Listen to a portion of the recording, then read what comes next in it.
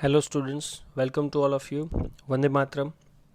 Last lecture में chapter number 8 के अंदर ह्यूमन हेल्थ एंड डिजीज़ से रिलेटेड डेफिनेशन और थोड़ा सा डिस्कशन किया था कि भाई हेल्थ को कैसे मेंटेन कर सकते हैं।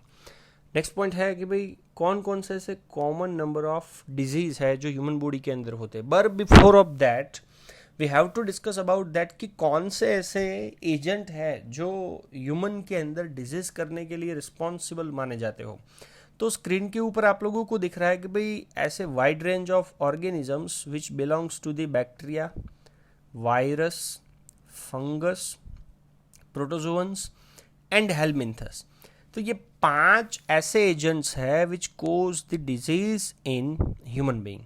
सो सच डिजीज कोजिंग ऑर्गेनिजम्स को आप लोगों को पहले भी बहुत सारे लेक्चर्स के अंदर बात हुई है। They are consider as a pathogens. अब याद रखना कि ऑलवेज जो डिजीज क्रिएट करने वाले ऑर्गेनिजम्स है, जो पैथोजेंस है, they also consider as a parasite. Parasite मतलब they are depends on other for their nutrition. Nutrition लेते तब तक ठीक है, पर न्यूट्रिशन लेने से उनका जी नहीं भरेगा। तो न्यूट्रिशन लेने के साथ साथ वो बॉडी के अंदर दूसरे भी बहुत सारे एडवर्सली अफेक्शन करेंगे। So most of the pathogen और parasites as they cause harm to the host by living या तो बॉडी के अंदर या तो बॉडी के ऊपर। तो पैरासाइट्स मतलब सभी के सभी पैरासाइट्स लगभग पैथोजन ही होते, जो क्या करते हैं कि भाई जिसकी बॉडी में से वो न्यूट्रिशन ले रहा है, मतलब होस्ट की बॉडी को कोई ना कोई हार्मफुल इफेक्ट पहुंचाएंगे। कैसे? या तो बॉडी के अंदर रह के या तो बॉडी के ऊपर रह के। ओके, अब ये पैथोजन की बॉडी के अंदर एंट्री कैसे होती है? So this pathogen are enter in our body by various means. बहुत सारे अलग अलग अलग रास्ते हैं कि भाई वो कैसे बॉडी के अंदर एंटर कर सकते हैं। तो बॉडी के अंदर ये पैथोजन की एंट्री को साइंटिफिक लैंग्वेज में हम लोग बोलेंगे मोड ऑफ ट्रांसमिशन। जैसे एक एग्जांपल मैंने आपको यहाँ पे दिया हुआ है कि भाई आपने ऐसा फूड या तो वाटर कंज्यूम किया जो कंज्यूम करने लायक था ही नहीं, तो ऐसी वजह से शायद ये पैथोजन बॉडी के अंदर एंटर कर जाता है। एंट्री करने के बाद उनका दूसरा सबसे मोस्ट इंपॉर्टेंट रोल होता है अपने आप को बढ़ाना, मल्टीप्लिकेशन अपना करना। मल्टीप्लिकेशन करने के बाद वो लोग क्या करेंगे? Interfere with the normal vital activities किसकी? बॉडी की। कि भाई बॉडी की नॉर्मल वाइटल एक्टिविटीज के साथ इंटरफियरेंस करेंगे and resulting into the some morphological as well as functional damages. तो ये मॉर्फोलॉजिकल और फंक्शनल डैमेजेस क्यों होंगे? तो भाई वो बॉडी के साथ या तो नॉर्मल वाइटल एक्टिविटीज जो बॉडी के अंदर हो रही है उसके अंदर कुछ ना कुछ इंटरफियरेंस करेंगे। क्यों करेंगे? क्योंकि उनका मल्टीप्लिकेशन हुआ है। क्यों हुआ? क्योंकि वो by the means of transportation या तो मोड ऑफ ट्रांसपोर्टेशन से बॉडी के अंदर एंटर कर चुका है। ओके, अब जो भी पैथोजन हो, चाहे भले ही वो पैरासाइट्स हो, but all pathogen have to adapt. Adapt का मतलब है उसको भी एडजस्ट होना पड़ता है। जैसे कि चलो मैं आपको एक एग्जांपल दे दूं कि भाई ए नाम का पैथोजन है, कोई ह्यूमन बॉडी के अंदर अगर एंटर होता तो ह्यूमन बॉडी के एनवायरनमेंट के साथ उसको क्या करना पड़ेगा? एडजस्ट करना पड़ेगा, तभी वो अपने आप को ह्यूमन बॉडी के अंदर मल्टीप्लाई कर पाएगा। So pathogen have to adapt और adjust to the life with in the environment of the host. तो ए यहाँ पे पैथोजन था और ह्यूमन बॉडी यहाँ पे आपको क्या कंसिडर करना है कि भाई ये एक टाइप का होस्ट है। तो होस्ट की बॉडी का एनवायरनमेंट जो भी है उसको उसके साथ एडजस्ट करना पड़ता है। तो यहाँ पे एज ए एग्जाम्पल एक पॉइंट दिया हुआ है कि pathogen that enter into the gut. Gut मतलब हमारा डाइजेस्टिव ट्रैक्ट। तो माउथ के थ्रू अगर कोई माइक्रो ऑर्गेनिज्म बॉडी के अंदर चलो समझ लो ऐड हो रहा, तो उसके पास they must know a way of surviving in the stomach at low pH. क्योंकि माउथ के बाद सीधा सबसे पहले डाइजेस्टिव ट्रैक्ट के अंदर तो स्टमक आएगा और स्टमक के अंदर तो पीएच आपको पता है 1.8 से लेकर के 2 पीएच होगी, बहुत ही हाईली एसिडिक एनवायरनमेंट होगा, तो उसके पास ऐसा कुछ ना कुछ मैकेनिज्म होना चाहिए कि भाई वो लो पीएच के अंदर अपने आप को कैसे सर्वाइव करे। पीएच तो है ही, इसके अलावा आपको पता है डाइजेस्टिव एंजाइम्स भी होते हैं, तो ऐसा उसके पास कोई ना कोई मैकेनिज्म होना चाहिए ताकि वो एडजस्ट कर सके against the various types of digestive enzymes as well as low pH because of HCl। तो ये हर एक ऑर्गेनिजम्स के पास कुछ ना कुछ अपना अपना एडेप्टेशंस होता ही है। तो अब हमारा ये चैप्टर के अंदर डिस्कशन होने वाला है थोड़े बहुत कॉमन डिजीज के एग्जाम्पल्स के साथ। तो सबसे पहला डिजीज आपको स्क्रीन के ऊपर दिख रहा है जिसका नाम है टाइफॉइड। साइंटिफिक लैंग्वेज में कभी कभार उसको एक बार एंटेरिक फीवर भी बोला जाता है। ओके, ये टाइफॉइड या तो एंटेरिक फीवर कौन कोज करता है? बैक्टीरिया, एंड वो बैक्टीरिया का नाम आपको स्क्रीन के ऊपर दिख रहा है साल्मोनेला टाइफी, और ये है साल्मोनेला टाइफी बैक्टीरिया का व्यू डायग्राम। ओके, अब ये पैथोजन की बॉडी के अंदर एंट्री कैसे होती है?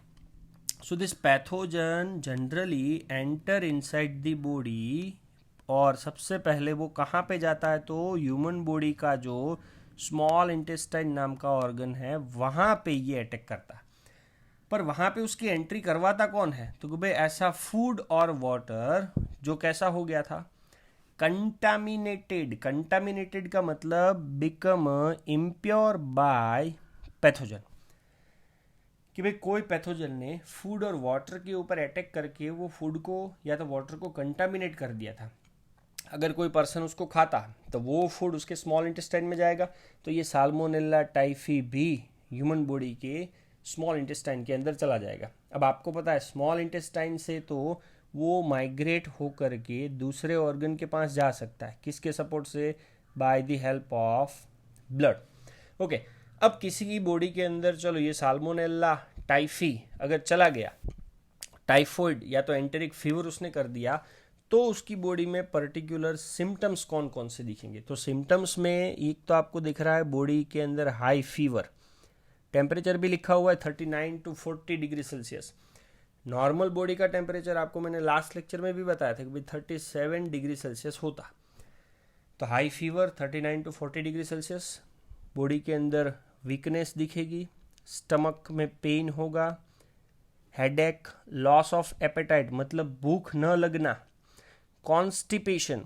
कॉन्स्टिपेशन का मतलब है difficulty in removal of undigested food from rectum, कि भाई एनस के थ्रू रेक्टम में से जो फूड रिमूव होने वाला है उसको रिमूव करने में अगर डिफिकल्टी हो रही है, so this is the constipation.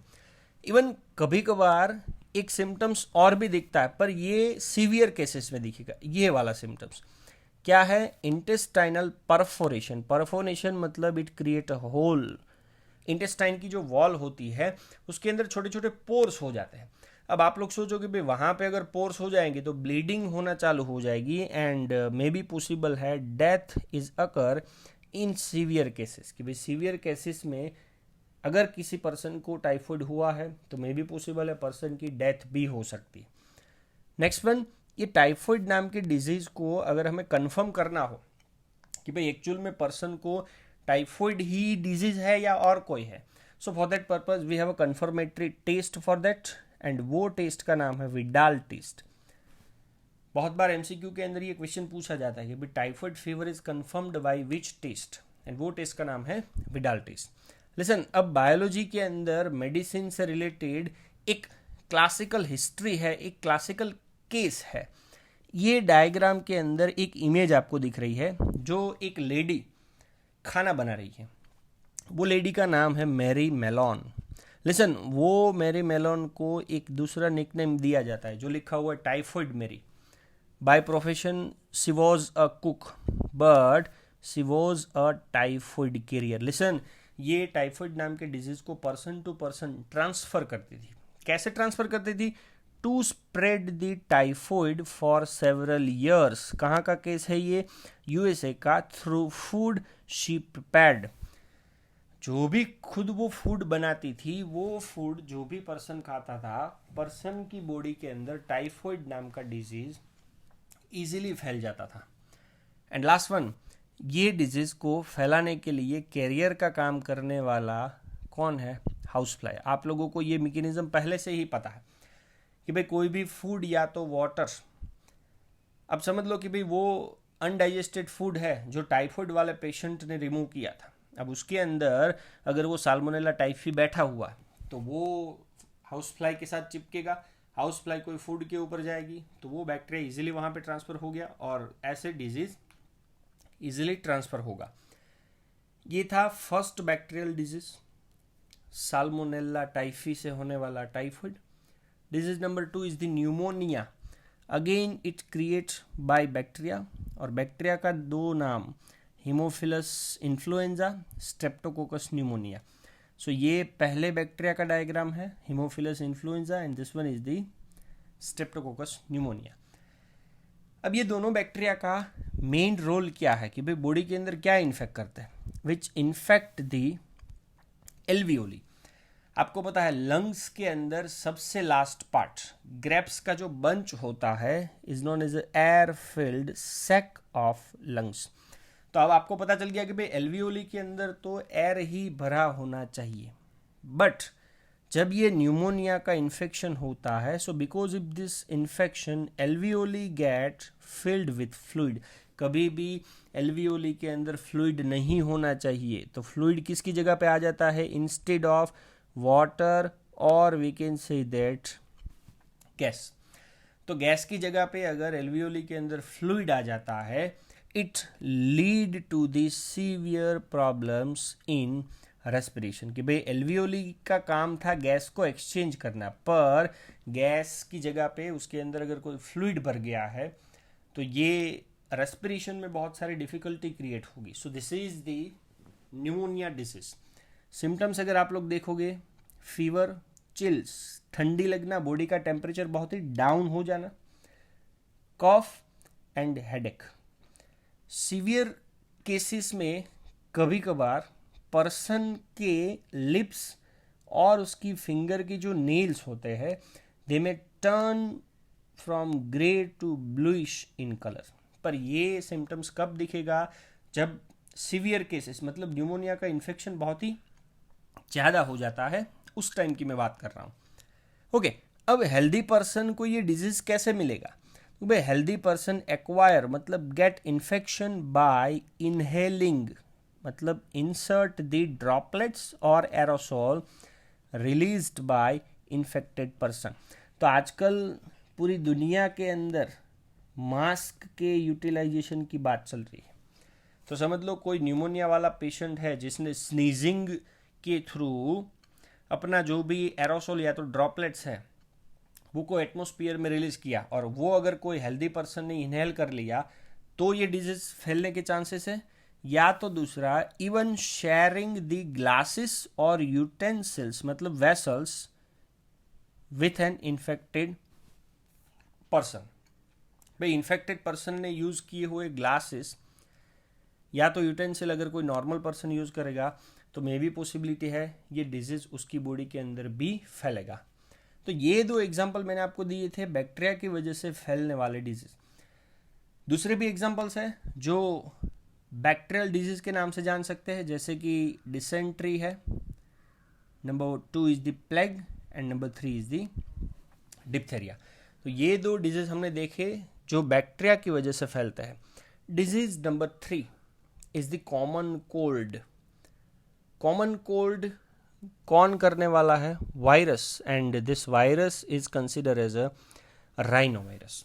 Okay, तो ये राइनो वायरस जब बॉडी के अंदर इन्फेक्शन क्रिएट करता है, हाँ ये पर्टिकुलर डायग्राम है राइनो वायरस का। So rhino virus generally body के कौन से ऑर्गन के ऊपर अफेक्ट करता है? It infect the nose as well as respiratory passage. But respiratory passage में खाली अप टू द ट्रिक क्या, किसको वो इन्फेक्ट नहीं करेगा? Not the lungs. Okay, rhino virus का इन्फेक्शन जब भी बॉडी के अंदर होगा तो सिम्टम्स कौन कौन से?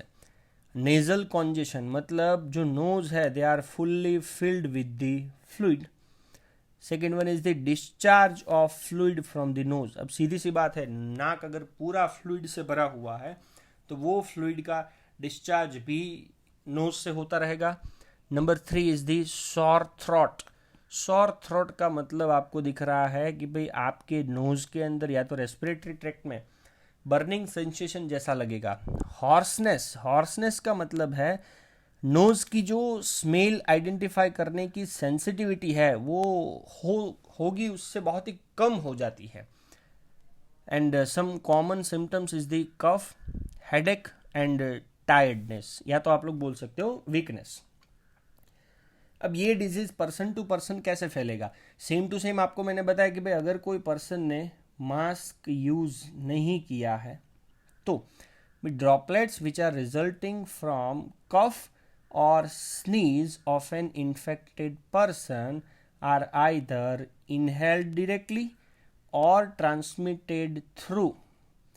तो या तो डायरेक्टली भी जा सकता है या तो ट्रांसमिटेड थ्रू, मतलब कोई पर्सन ने ऐसी चीज़ें अगर यूज़ की है कि भाई pen, book, cup, door knob किया है, कंप्यूटर की कीबोर्ड यूज़ की है या तो माउस यूज़ किया है, और वो पर्सन को समझ लो कॉमन कोल्ड का इन्फेक्शन था, तो ये इन्फेक्शन किसकी बॉडी में फैलने के चांसेस 110% है। हेल्दी पर्सन के अंदर भी वो डिजीज़ आसानी से फैलने के चांसेस बहुत ही ज़्यादा होते हैं। सो ये हुआ disease number 3, common cold. And number 4 जो डिजीज़ का नाम है अमोबियासिस। अमोबियासिस नाम का डिजीज़ कभी कभार अमोबिक डिसेंट्री के नाम से भी जाना जाता है।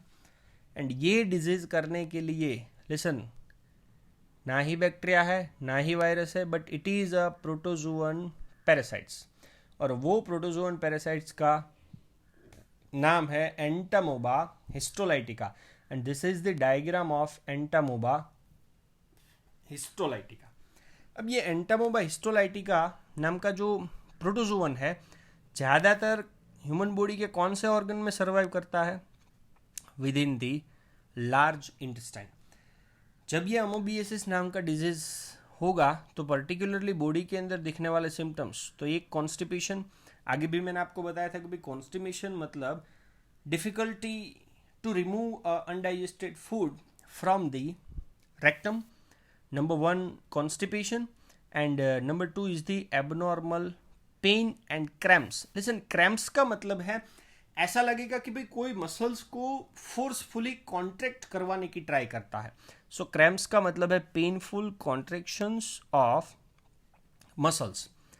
अब ये पर्सन का जो स्टूल है, जो पर्सन को ये डिजीज क्रिएट हुआ है वो पर्सन का स्टूल मतलब आपको मैंने ब्रैकेट में दिया हुआ है लिख करके, अनडाइजेस्टेड सब्सटेंस।